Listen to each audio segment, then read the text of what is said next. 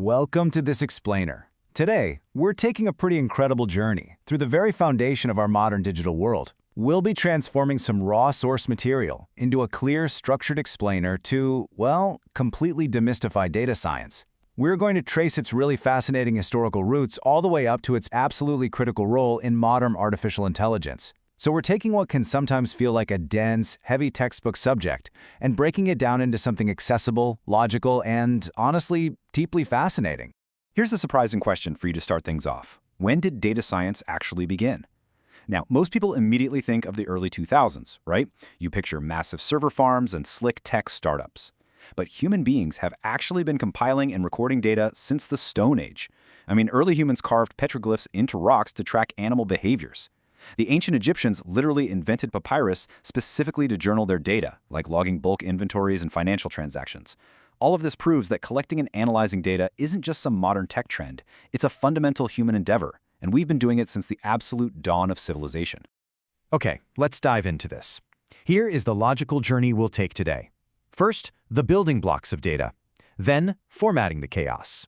After that, finding the center, followed by measuring position and spread, and we'll wrap up with the AI quality connection. All right, part one, the building blocks of data. Let's understand what we're working with. Before we can analyze anything, we really have to understand our raw materials. We interact with data every single day, whether you're checking a course rating or just looking up the weather. But data comes in wildly different forms. First, we have structured data.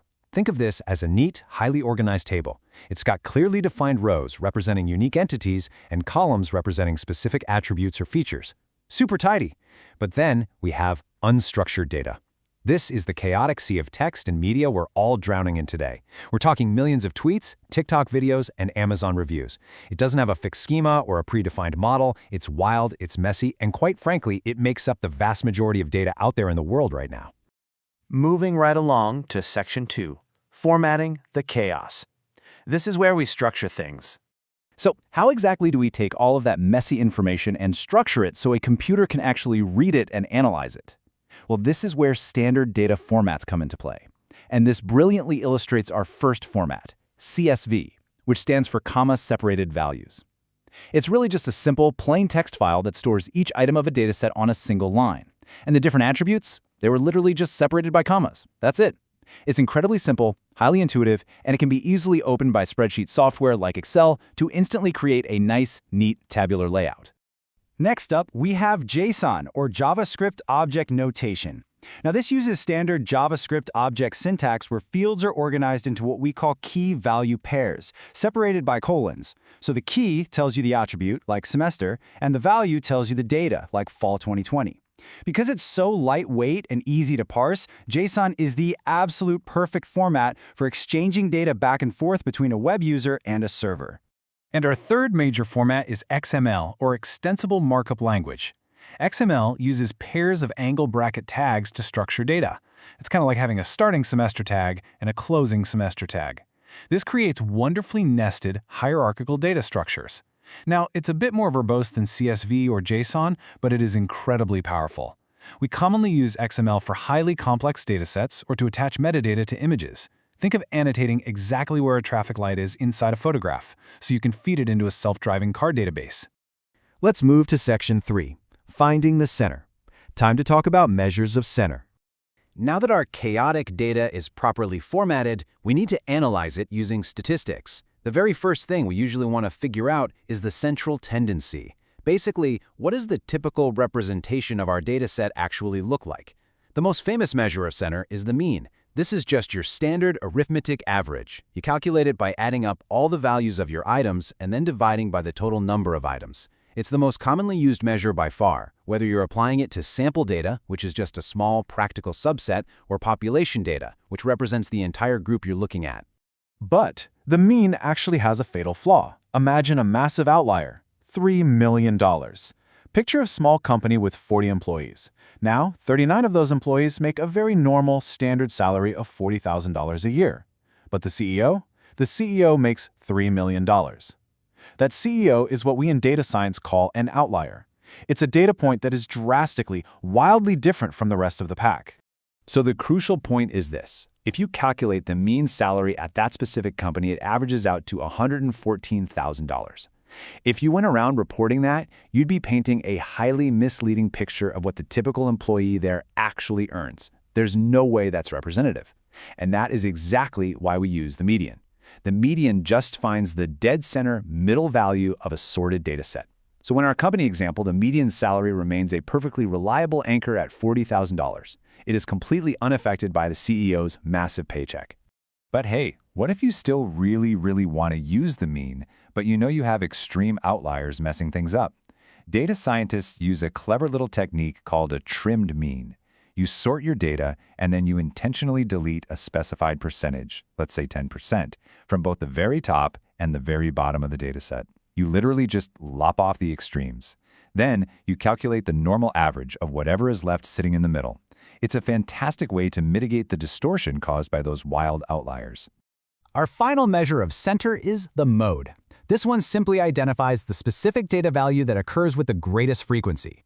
The coolest thing about the mode is that, unlike the mean and the median, you don't even need numeric data to use it. You can totally apply it to qualitative, text-based data. For instance, if you run a restaurant and want to know your most frequent customer service survey response, the mode might just tell you your most common rating is very good. All right, Section 4, Measuring Position and Spread. Finding the center is great, right? But it really doesn't tell us the whole story. We also need to analyze the macro shape of the data. How spaced out is it? How far away from that center do the values drift? To answer that, we look at percentiles and quartiles. If you chop your dataset into 4 equal quarters, you can calculate what's called the interquartile range, or IQR.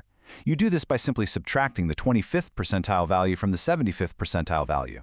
Why do we actually care about this? Because the IQR tells us exactly how spread out the middle 50% of our data is. It gives us this beautiful measure of variability that completely ignores any crazy outliers hiding at the very top or the very bottom.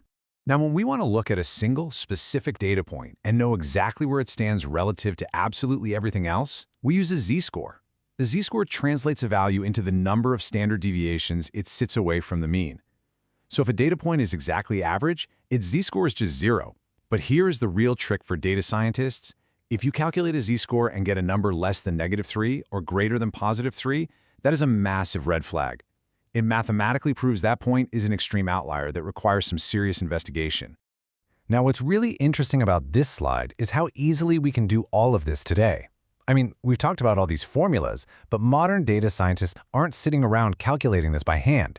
Using Python, a single, incredibly simple command, dataframe.describe, instantly spits out a comprehensive table. In a fraction of a second, it calculates the count, the mean, the standard deviation, the minimums, maximums, and all the quartiles for your entire dataset. It takes literally all the heavy lifting out of statistical analysis. It's magic. And that brings us to our final section, Section 5, the AI Quality Connection. So, we've journeyed from raw, unstructured data to neat formats to statistical centers and spreads. Why does this whole pipeline matter so much right now? Well, it matters because of artificial intelligence. Modern machine learning absolutely demands massive quantities of data to train its models. But here's the thing. Quantity isn't enough. It requires high-quality data. If you skip the steps we've talked about today, if you feed a machine learning model incomplete training data, erroneous inputs, or statistically flawed polluted data, the AI is going to learn the wrong lessons. It will output unreliable and, frankly, poor decisions. Which leaves us with this final, incredibly vital thought. Trustworthy AI fundamentally relies on the accurate collection, structuring, and statistical cleaning of human data. Your AI is truly only as smart as the data you feed it. So as we continue to build more and more complex machine learning models that effectively run our world, the most important question we have to ask isn't actually about the algorithm. It's this: is your data actually telling the truth? Thank you so much for joining me on this explainer. I really hope this helped you see the incredible hidden architecture behind the data that shapes our everyday lives.